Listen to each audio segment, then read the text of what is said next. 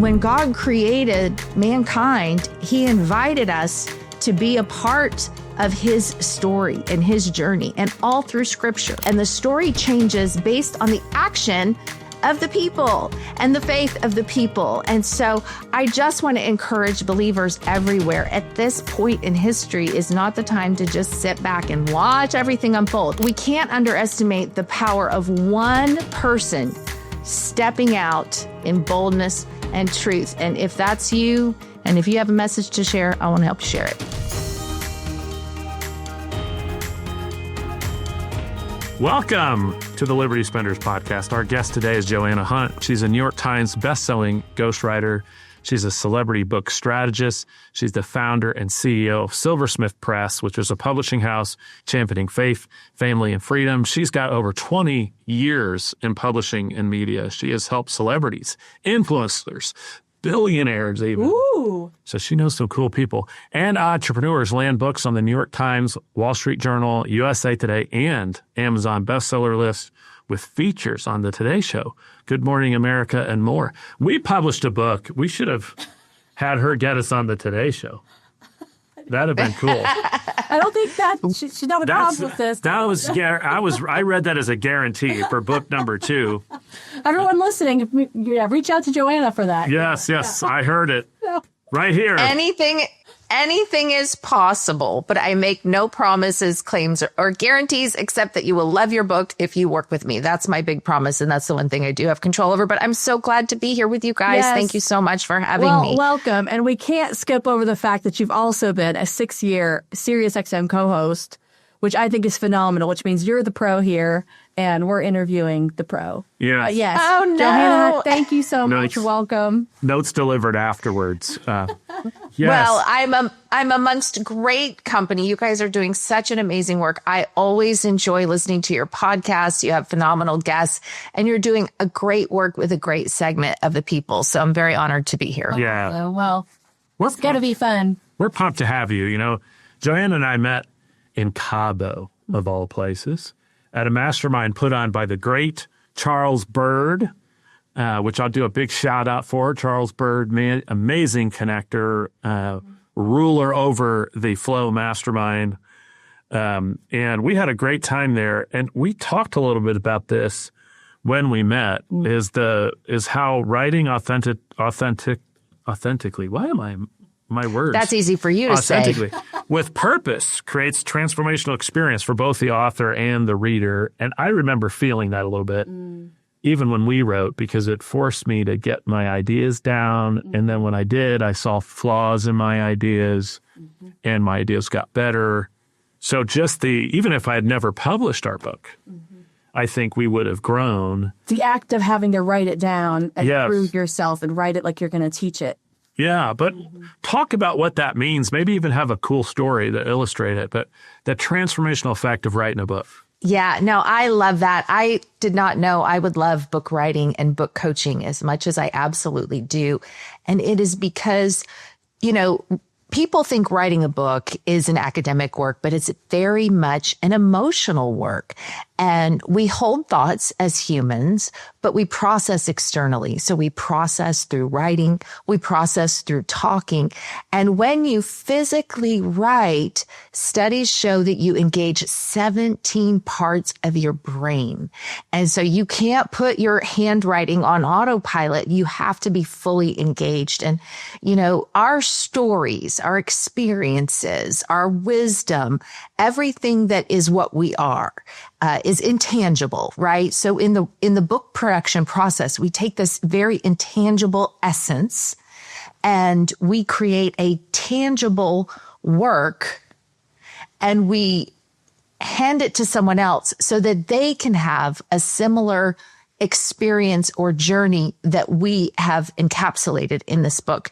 And it's really so beautiful because it's one of the most powerful ways to transform your life, transform the reader. I don't know about you. I've read books that gave me shortcuts because I was able to glean the wisdom that someone else learned their entire life. And and the most important thing to me is, when God wanted to communicate a message to humanity, he put it in a book. He sure did. Yeah. Yeah. So that's where we start. It's like there's a lot of programs out there that they're templated and they're shortcuts and they're formulated. But the truth is, when we connect with our hearts and when we write from an authentic place, it just automatically translates. So I always say that writing is like cooking. You can give two people the exact same recipes, the exact same kitchen utensils, the same space, the same time, the same ingredients. And one, it would turn out amazing.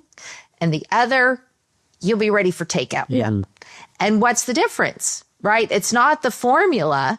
It's the passion and the heart in the creator.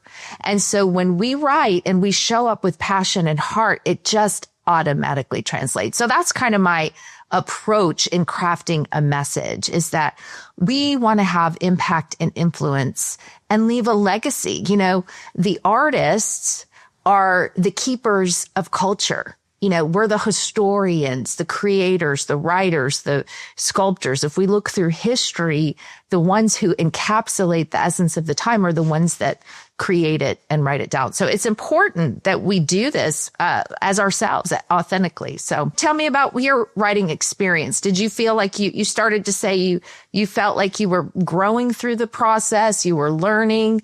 It's really quite a phenomenal experience. Yeah. It's not at all what I thought. I was thinking if I ever wrote a book, I'd have to do something where I like force myself to write in the 30 minutes, first thing in the morning, and maybe 3 years later I'd be done. But I'd have to do a little bit at a time. You know, being somebody who's sort of a fast mover and likes to sort of bounce around in tasks, I thought I'm never going to be, Colin Firth in Love Actually holed up in a cabin trying to write a novel in a week. I'm going to have to be one of those. And it ended up not being like that. I worked with a company that helped me through it. We did a lot of Zooms. They helped organize.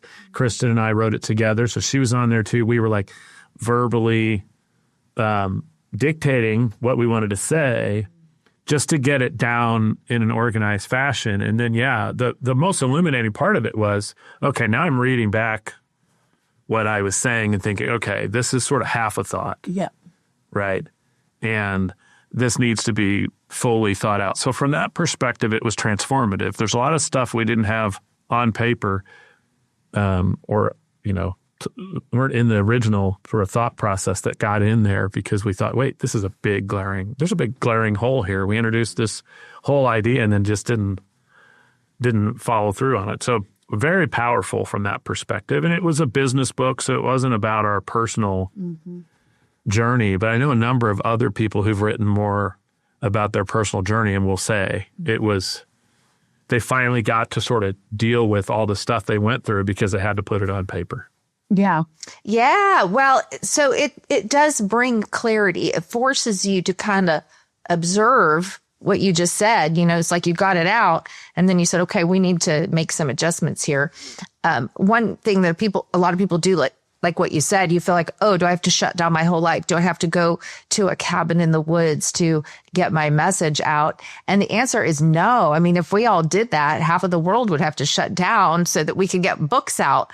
And the way I coach people, I work with very busy professionals, obviously people who are, high performers, have a lot going on, CEOs, celebrities, and moms. I've published 2 moms of triplets who have 5 kids. And I say, if the triplet moms can get a book done, anybody can. And so the key is, it's just being intentional, making time. And I say that writing a book is like putting a puzzle together, but you don't know what you're making. So how would you tackle that? First, you have to take your puzzle pieces and spread them out and just look at them, right? So that's kind of your brainstorming stage. It's like, okay, what is it that I think I want to say? What is I want to communicate? And you kind of jot all that down. And even before that step, we have some foundational exercises that I do with authors just to get real clear on your purpose and your mission and who's your reader and what do you want for your reader? What do you want them to think, feel, do, or say when they read your book? What's what's for the reader. We write journals to process for ourselves, right? And I think every single person, whether you put a book out into the world or not, should be journaling for the very reasons that we've talked about already, is that you find clarity, you process, you find healing, and you find the little nuggets in your soul. I say writing it's like going into grandma's attic and finding some treasure troves. There's going to be some things you got to throw out and clean out that's got dust, that's broken, that's covered in bugs. But then there's some gold in there too. And when you start writing, you excavate all of that. And so when you're writing a book, though, you're not doing it for yourself. You're going to give the wisdom to your reader. So what's that wisdom that we're going to give? And so we start there. And then we look at our puzzle pieces. What are those things? We spread them all out. And then we start to get them organized. All the blues go together. All the greens go together. The blue might be the ocean, but it might be the sky, but we don't really know. So we just take steps, right? Perfection is a distraction. We just get started and we go with the easy stuff first. I don't know if anybody's ever told you this, but writing a book is easy.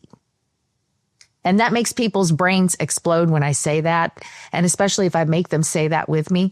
But the point is, if you do like your puzzle, if you do the easy stuff first, there's always that hard piece you have to put aside because it's like, I don't know what to do with this. So put it to the side. As you do the easy stuff, suddenly, now I know where this piece goes, and you get clarity with every single step. So it's a faith journey, really, to start taking those steps. But it's also, I say it's like unraveling a sweater. You pull one little string and more and more comes. And that's what happens within our hearts and within our wells. So I'm sure that you guys had that process happen while you were gaining your clarity as well. But I love working with people like you guys. I love helping people find their voice, find their story, and really have impact with their message. And something you said, I would just reframe even, because definitely agree with you. The process, as Kurt shared, was easier than we thought. I mean, it seemed very intimidating, and we just thought, what are we doing here? The challenge I might put is that writing a book is easy when you have the right help. Maybe I would reframe that on that, because we definitely had some help, and it really it's just like anything else, having a mentor, a guide, right? If you're going to go on a big hike, it's great to have a guide with you who's been down that journey before, who can tell you, give you tips. And to your point, having someone understand there is a structure, like you said, not templatized, but there is a structure of what makes a great book and how you can make sure you're connecting emotionally and then back that up. And then to your point, thinking through the different types of readers. And one thing that helped me was just understanding a lot about human psychology and emotion. And some people are going to want the facts and things to back it up. Other people, you're going to need stories. And that's where I think having someone like you helping is so important, because you're that not emotionally distant. I'm sure you care very much about the outcome, but just like anything else, you're that objective third party who can push the author to pull out of them, right, these different things and challenge them to think about it in an insightful way. And before we move on, I have to agree, the writing process. I mean, we learned that even when you're taking notes or when you're learning something or going to a training or a seminar, the physical act of writing with your hand engages the brain. And so I do think, which I know we're going to get into this teaser for later about AI and the role in that and what you think about it. So I can't wait to hear your thoughts. But I think there's a danger, a temptation that we think somehow we can just turn our brains off and let the machines do all this. And of course, we know that you're not going to get the best output that way. But I do think having somebody like you, having a mentor, a guide, a coach, guide you through that process is definitely a way to go, so that it doesn't feel quite so overwhelming. Yeah. Everything is hard if you've never done it, right? And so absolutely, the power of having coaching, accountability, and support is going to walk you through that process so much faster. And when I first switched from ghostwriting, because that's what I did, most of my background was ghostwriting. And then when right before, I guess it was 2019, where was this big explosion of coaching, someone came to me. She said, "You should be a book coach." And I said, "I don't want to be a book coach, but you'd be really good at it." And she convinced me to do it. I set up my first class and I thought, well, if I can't teach people to write a book, I'll just write their books for them and I'll fold up shop and do something else. But I had so much fun, and I was forced to dig into what is my process as a writer. And you're right, Kristen, being emotionally detached from the process helps. But it forced me to find my own process. And then my first class, my very first student finished her book in 12 weeks. And I had so much fun. She cried. And being able to help people in a meaningful way, validate their stories and unpack their stories, was so meaningful to me. It's a ministry at its core, because you're not just dealing with words on a page. You're dealing with a human and their entire life's experiences. And it's really a beautiful thing for me to be able to come alongside someone in that way. So you're absolutely right. Having someone walk you through the process is obviously the fastest path to the finish. If you're listening to this show, it's probably because you understand something most people don't. Marketing to Liberty Spenders isn't just about ads or tactics, it's about trust. And in the real world, trust moves through relationships. And that's why private introductions and deal flow are such a core part of what we do. So FastPass is a private introduction and deal flow network for Christian and conservative leaders who already have influence and want to scale fast. It's not open networking, it's intentional introductions between people who already share alignment. We've seen one client land a $25,000 opportunity from a single introduction. Another told us that FastPass has become his largest source of referrals, not because of volume, but because of fit. And yet another closed her equity round at a key moment just due to the right introduction. When you book a one-to-one consult with us, we're not handing you a list or making big promises. Instead, we're having a real conversation about what you're building, who you want to meet, and whether FastPass makes sense for this season for you. So no pressure, no hustle, and no awkward pitch from us. Yeah. If you're ready to grow through relationships instead of forcing everything on your own, head to libertyspenders.com/FastPass and book a one-to-one consult with us. In worst case, you leave with clarity. Best case, the right introductions change the trajectory of what you're building. Okay, back to the episode. I was just really thinking there's a very good chance somebody listening right now has had it in their head they should write a book. Yes. Maybe they even feel called to it and they know there's a story to tell. And if they're like me, they think that is an impossible task, right? And we've talked a little bit about making it easier and what you do. But what would you say to somebody who thinks, okay, I got a book in me, but maybe I'll write it in 10 years when I'm retired, or it sounds too difficult. I'm sure you run into people like that all the time. You're like, boy, I wish I could write a book, but it just sounds. So what do you say to people like that? Yeah, so very good question. And I often quote author E.B. White, who wrote Charlotte's Web. The writer who waits for ideal circumstances under which to write will die without ever putting a word on the page. There's never going to be the perfect time. And what happens is we all fall into what I call productive procrastination. When we feel uncertain, we get busy about other things and we kind of push away the uncertainty. But what I like to tell people, most people who want to write books or write a book, they've been impacted by a book. They understand the power of the book. They've read books their whole lives. And so I like to remind people, you have a non-conscious program inside of you for good writing. If you picked up a book, you could tell me if it was a good book or a bad book, because you would know, did it keep your attention? Did it not keep your attention? So you already know what good writing is. You've been inputting this into your being your whole life. And so part of my job too, as a coach, is to help you dust off your limiting beliefs and move away. I call them roadblocks, right? We have internal roadblocks. We have external roadblocks. We're going to move those out of the way so that natural writer that's already inside of you comes forth, because you wouldn't have a desire to do it, a real desire to do it, if you weren't equipped to do it. And so when I get someone who comes to me and they say this, yes, I've wanted to do this for 20 years. And I did one coaching group where everybody in the group had wanted to write a book for at least 15 to 20 years. They all got finished. They all got published, but they just needed the right tools. So, for one, you have to start seeing yourself as an author.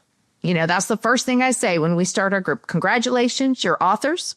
Now we got to get you to be published authors. But what do authors do? They write books. So you have to take on that identity of the role that you're stepping into.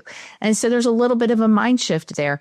And then when people start, and they're always amazed. So in the group experience, you bring samples and you share with the group, which I shouldn't tell people that because it can sound intimidating, but it's really not. But then you start giving feedback and people are going, wow, that moved me. We have a couple of, we're all human. We all have similar kind of hiccups. And so a lot of people think, well, if I share my scars and my mistakes, people are going to judge me. They're going to, think less of me. But I'll tell the story of Mr. Rogers. I grew up on Mr. Rogers, and he carried a note in his pocket that read, "There isn't anyone you can't learn to love once you've heard their story."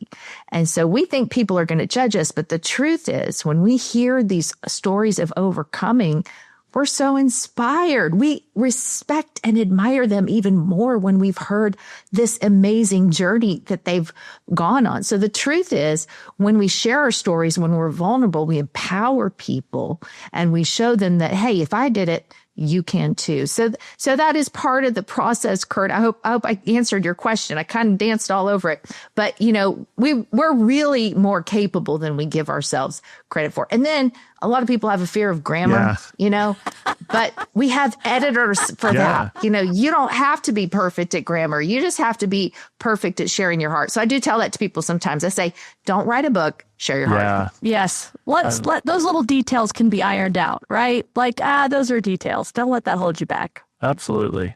And you've been at this at Silversmith Press now for 5 years. So how did it start? How has it evolved? How has Silversmith evolved since then? What's a little bit of a business story? Yeah, I love that. This has been very exciting for me. I never set out to start a publishing company, but I'm a problem solver and I'm a path maker. And so when people kept coming to me, I'd help them write their books. I'd try to help them get published.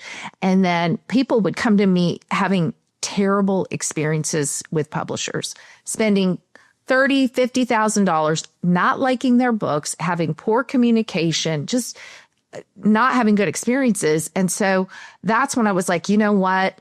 I can offer a service that can solve this problem. And particularly in, the faith-based, or I say faith, family, and freedom. We do faith-based books, but we do just, whatever your good message is that's going to be uplifting and empowering to people.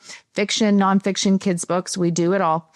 But it was, it started out just kind of trying to solve a problem for my clients. And when I was doing ghostwriting, I was also doing marketing in my younger years. I did graphic design. I have a kind of a creative leaning. So I said, well, I can build a publishing company. I've done this enough. So you just need the right team, right? And the right process. And so the publisher creates the work. And I already knew we could create a beautiful product for people. And then you've got to get the product to the retailer. So that's your distribution partner. So because I had industry experience, I called this distributor and basically begged them to give me a publisher's account because they only give publisher's accounts to established publishers. But I did a good job begging, and they gave me an account. I think they had a new account rep. And so it was like, all right, well, let's train this girl with this girl's little publishing company. If you have to beg. So we started right there, and we just started offering a world-class product, and it's just grown and evolved. And, in a very short amount of time, we've done, I haven't checked lately, but, we've done probably close to 200 ISBNs, which is individual pieces of work, be it hardcover, softcover, ebook, audiobook. We do it all. And I'm so proud of our team, and just having even some of our industry vendors. It was a CEO of a prominent, very large publisher support company came to me, and, they work with thousands of publishers. And he's like, I want you to publish my book. And I was so honored because you have a lot of options. And he said, I know you, I know your work, I know your heart, and I want my book to be on your label. And that just blessed my heart so much. So that's the most important thing to me. We live in a world right now where people will sell you a song and a dance for $10,000. And it matters to me to do good work for people and to make sure that people love their books. And so that's a very important, I'm working for eternity myself. And so I want to stand with a clear heart and say, you know what, we did the best we could for you. And so I'm very proud of our company. I'm very proud of our team. And I'm very proud of the work we produce. And I'm going to brag. We do have a 100% satisfaction rate with clients loving their books. Oh, that's amazing. We don't always get everything perfectly right, but we work until we do. And when people open their books, it's my favorite thing. I do videos with them. I get on the Zoom with them when they first see their books. And I say I make people cry, because when you finally get your book in hand, it's so moving. It's like, this is it. This is my baby. So anyway, I love it. Well, I can definitely just echo what you were saying, because we have worked with some authors, and then we just know a number of people who've written books, who've shared their stories. And I can tell you, yes, there are a lot of people who have had not great experiences, even with very well-known, established, reputable publishing companies. And so definitely there's a need in that market. I'm glad you're working to fill it. And starting anything on your own is tough. And so 5 years in as an entrepreneur, running your own business, I'm like, yes, that's awesome. It is. Yes. No, it really is. I laugh because, they say you're not a real entrepreneur unless you've had days where you wanted to just burn it all down and go be a greeter at Walmart. So I have been there, but I've also been so blessed to have an incredible support network. And that's, I think that's what you guys offer too, is just, entrepreneurs coming together, supporting each other, sharing successes. It's a great, you have to have community. You have to have a network. You have to be able to talk to someone and go, what did you do in this crazy situation? So I've been very blessed with a great support network. So I'm super pleased with the company that's growing. I've actually even had calls from private equity and family offices already, but I'm not selling. Not yet. So, get it not up. Yet. Not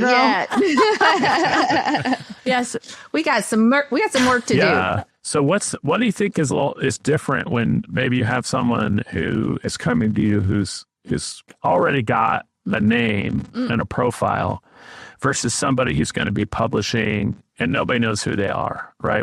How does that process differ? Yeah, so that's a good question.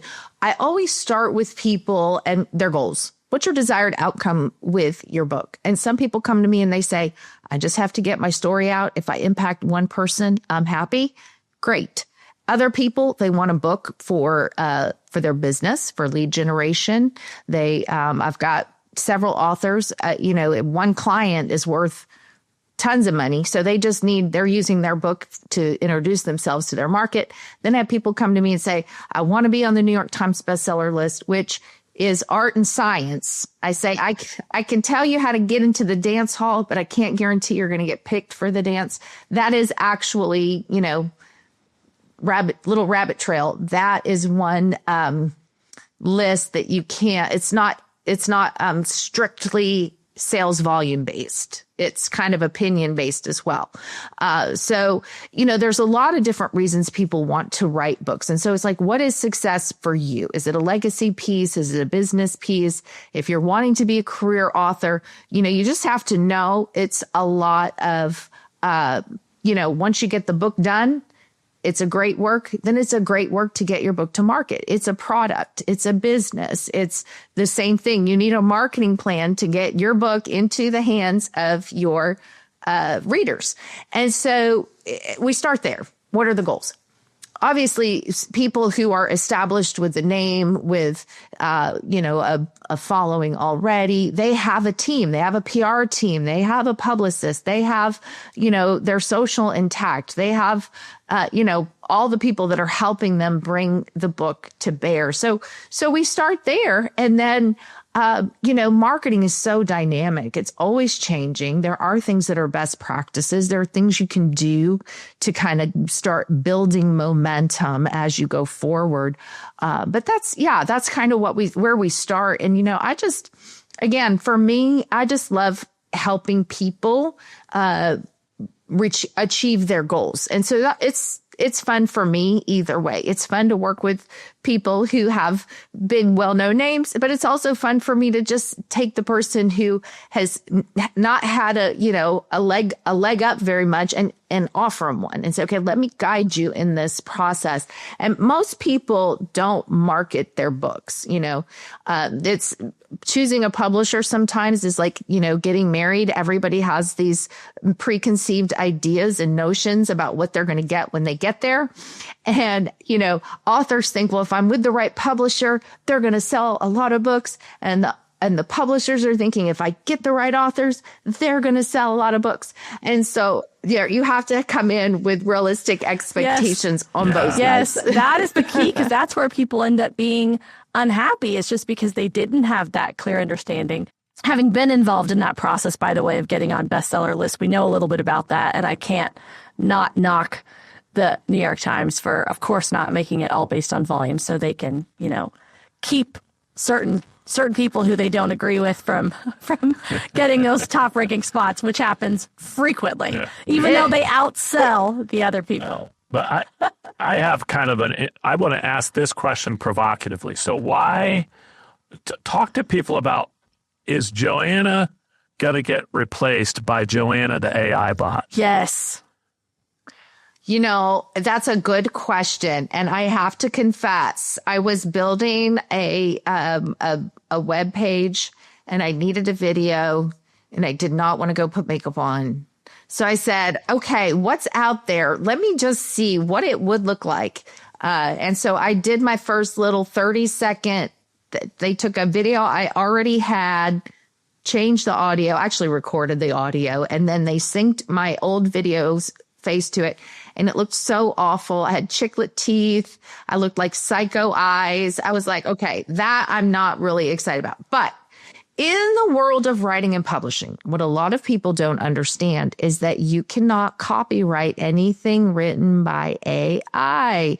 So if you're using AI to create copy, you're writing for the public domain. So you don't have any ownership or any rights to it. And some AI platforms, read the fine print, they own your work. So you have to be very careful. I think there's a place for AI. We've been using AI for decades. Most people don't know. Google's been doing it. You type a search button, something in the search bar, and they will write your news articles that you're looking for. They will write the content that you're looking for on the fly. That's been going on for decades. Videos, all that stuff. But as it relates to the writing experience, what I'm seeing, and I'll use an AI tool as a support tool, as a brainstorm tool. I don't think it's a very good writer, even, if we were to use it, because what you're getting is the collective of the internet, which means you're getting average or mediocre at best. And yes, they've kind of trained these models, but it's kind of all the same, and it lacks heart. I mean, I can look at it, I can read, I can tell you what's AI and what's not. I could just tell. But there's a place for it, like I said, as a support tool. But you shouldn't use it as your ghostwriter. You can use it as your beta reader. You can get feedback on, things. And that's helpful. I always say the book that will change your life the most is the one that you write. And so if you just want to put words on a page and get them out there, some people want to do that. But when someone else reads it, you really miss that human essence. And you miss that connection. You can use the right words on the page, but there really is something tangibly different. It's like Do you want a robot to cook your food, or do you want a chef to cook your food? And you would think, well, if it's the same ingredients and it's the same, formula, it's just like what we talked about earlier. It's like there's a human essence when a human tastes it and they go, needs a little more salt. That human input and connection makes all the difference in the world. So we already know that like YouTube is not allowing AI. They're not monetizing AI channels. We're starting to already see a little bit of a shift away from that. I heard recently that Disney was going back to hand-drawn artists. I can't confirm that. I'm not a big Disney fan, but I did hear that there's starting to be a shift back to protect the creative community, because truly, as I said in the beginning, it's the creators that are the tenders of the flame of culture, right? It's art, creativity, books. We bring meaning to what's happening culturally. And so I think, people have been kind of playing around with it. People are almost starting to get tired of it. I think we're going to see some shifts going down the road personally. But for now, you can't copyright it. The distributors, you have to disclose. They ask, and hopefully, if you're honest, you're going to say, yes, we used AI or we didn't. So, there's always going to be some involvement we've been using computers for, I don't know. I started on computers, I think, in the 5th grade, but it's there. And we have to learn how to use it as a tool and not a replacement. And the other reason, like we said before, as humans, we have a need to express ourselves.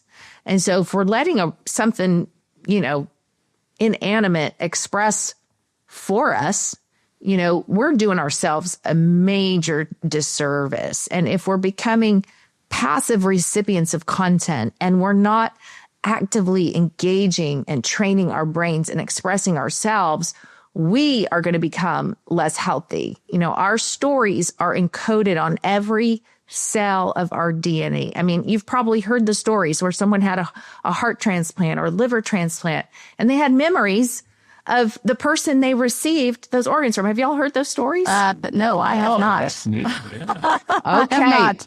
Well, let me give you some really fascinating science. We say, where do we store memory? Well, trauma and unprocessed emotion is literally housed as proteins in your brain, in your body. And even the Bible reflects this, right? When it says strengthen your feeble knees. Why do we talk about knees when we talk about fear? Because that's a place in the body where we store that emotion. They say anger shows up in the liver, or if we're worried, we're carrying heavy burdens, we get a backache. So we're 3-part beings, spirit, soul, and body.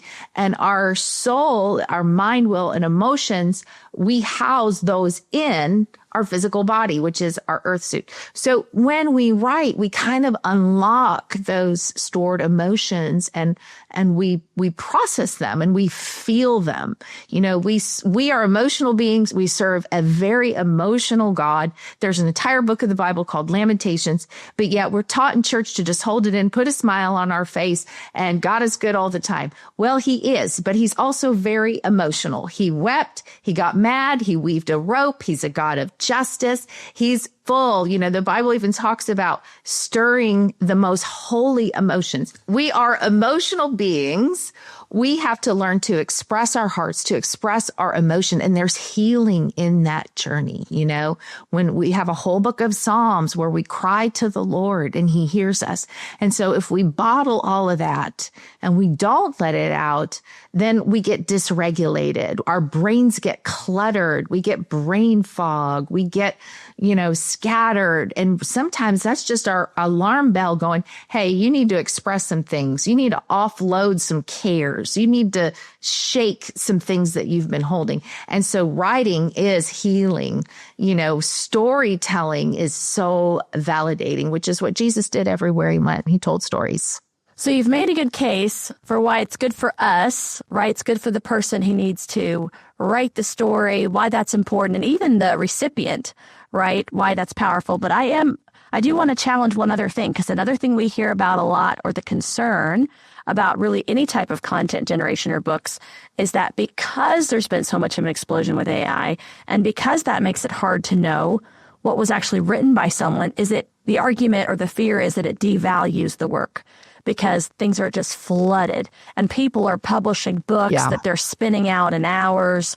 And it's like, I mean, I know for us, I remember I thought, no, we wrote that. This isn't some like cheap like AI thing we did. We put a lot of effort into it.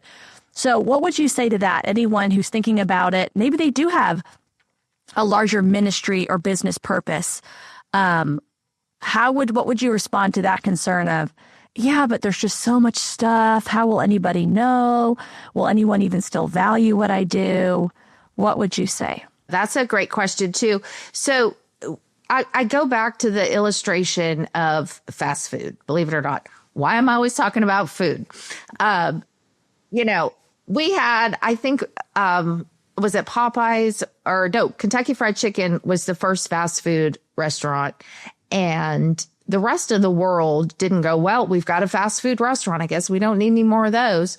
No, suddenly there became, another one and another one. And, we had McDonald's and Burger King and Whataburger and In-N-Out, all these different quick serves, and they're all very successful.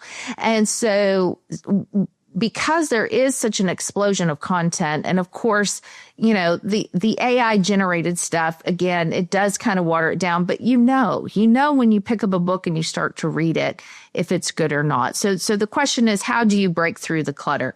So the purpose really, again, when you're writing for the reader and you're writing for purpose and you're writing for impact, that's going to come through.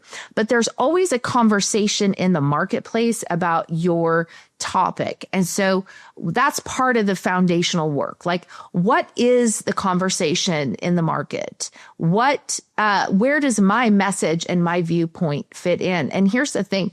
If we as believers don't insert ourselves into the conversation, then it's going to be directed by deception, so that's good. Truth tellers need to tell the truth, and we need to make sure that we're telling the truth louder than the lies. And so I go back again to that passion and that purpose inside. It's like, you know what? I need to join this conversation because it's being steered the wrong way. And that's really, we have to see our message as individuals as valuable, as impactful, as purposeful. We're here for a short time on this planet, and we're here for a purpose. God did not drop us on the planet to eat popcorn and watch the end times unfold. He put us into the greatest adventure and journey of time to have impact in the story. I always say when you're an author, you're co-creating an experience with your reader, right? So if you're a fiction writer, you're creating a world for the reader to get lost in. Story is the great sense-making device. We live in metaphors, we understand in metaphors, and it is what Jesus did. He came to earth and he said, the word of God is like a seed when he was talking to farmers. He said, I will make you fishers of men when he was talking to fishermen. So he took these massive concepts and he distilled them down into the language of the person he was speaking to. And that's what we do when we write a book. See, we as humans, we're part of this adventure of life. Let me just say this, especially because I know you have a faith-based audience. And this is a message that that burns within me, right? We think, okay, well, I'm here. I'm just going to let God do his thing and I'm going to take care of me and mine. But really, when God created mankind, he invited us to be a part of his story and his journey. And all through scripture, we see he stopped the sun for Joshua. He closed the mouth of the lions for Daniel. He shows up and the story changes based on the action of the people and the faith of the people. And so I just want to encourage believers everywhere. At this point in history is not the time to just sit back and watch everything unfold. It's time to be an influencer. And, when David met Goliath on the battlefield, He was one shepherd boy. He wasn't trained with, the big armor and but you know what? He was just tired of hearing, Goliath mock God and taunt. And he walked up there and he said, "Hey, who do you think you are? Guess what? You got a sword, I got God, and I got a slingshot." And he took out the giant. And you know what happened? It says, when he slay Goliath, all the armies came rushing the battlefield behind him.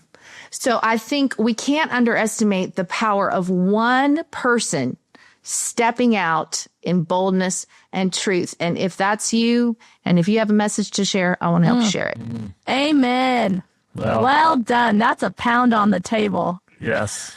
Yes. Out of the park. Yes. Well, I think that's a great Preach. It's a great transition into some of the questions we like to ask every guest as part of our Lightning round.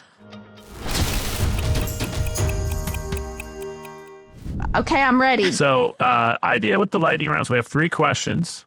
We're going to try to get them all done in 90 seconds each. There's no buzzer. We're on the honor system here. Yes. So, the first question we ask everyone is, and I like to word it this way.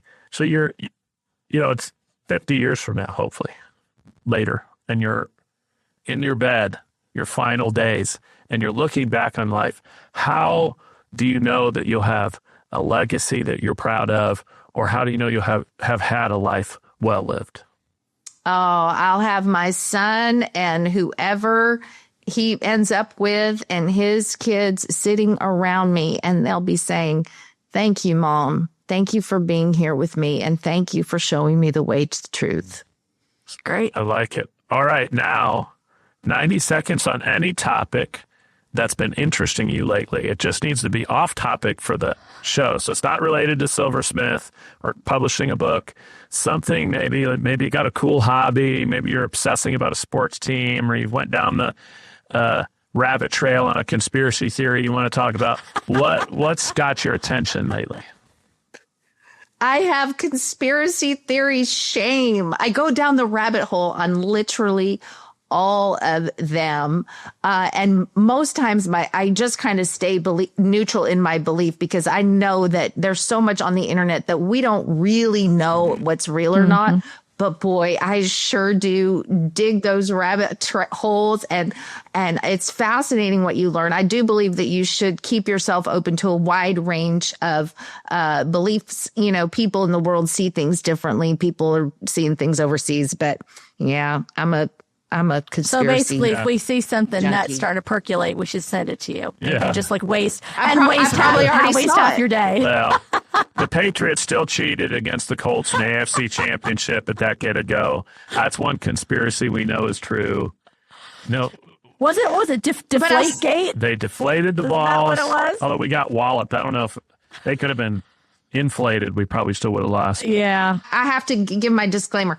I am able to detach from it all and get into my life, because my whole framework is, whatever you got, I got God. So I'm not worried about it. Yeah. So that's That's the key my to keep MO. you grounded, right?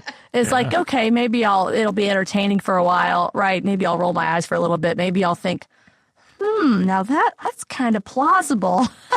And then it's like, I'm glad I worship the one who knows it all, and I don't have to. Yeah. Yeah, not be distracted. Be intentional with those little rabbit trail moments. Yeah. So now let's do 90 seconds. Pretend people haven't been listening to the show. Which, if that's the case, that'd be a real shame. Yes. Because she's been dropping some bombs here. But 90 seconds on what do you do? Who do you help? How do they find you? Yeah. So I help people who have a message to share, who support faith, family, and freedom, find their voice and amplify their influence through a book, through a message. And really, I kind of help people in a lot of other ways, but my main lane is book writing, publishing, and marketing support, and helping them find their path of influence. Wonderful. Love it. It's been wonderful to have you on, Joanna. Yep. And Are we done? We can't be done yet. We just got started. It went so quickly, so quickly.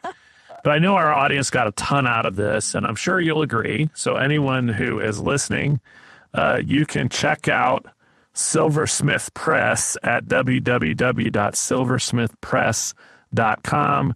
Joanna's also on Instagram and LinkedIn if you want to hit her up there. And if you want to send her all the latest conspiracy theories, apparently she'll read them. So we'll just flood her DMs. But yes, as I shared with Joanna before we aired, I was really looking forward to this conversation. I really think what you do is important and valuable. It's also just fascinating to me. So again, we just want to encourage people, since we have gone through this process once, and I think we will do it again. If you have something like that on your heart, we encourage you, don't be intimidated. Reach out to somebody, learn more, consider it, and make sure you're not denying whatever you think God is calling you to do. And maybe Joanna's the person to help you with it. So thank you for giving us your time and sharing us such amazing wisdom and inspiration. And for those of you listening, we really appreciate and value your time. Thanks for spending some of it with us. If you found value in today's episode, don't forget to like and subscribe so you don't miss anything in the future. Until next time, guys.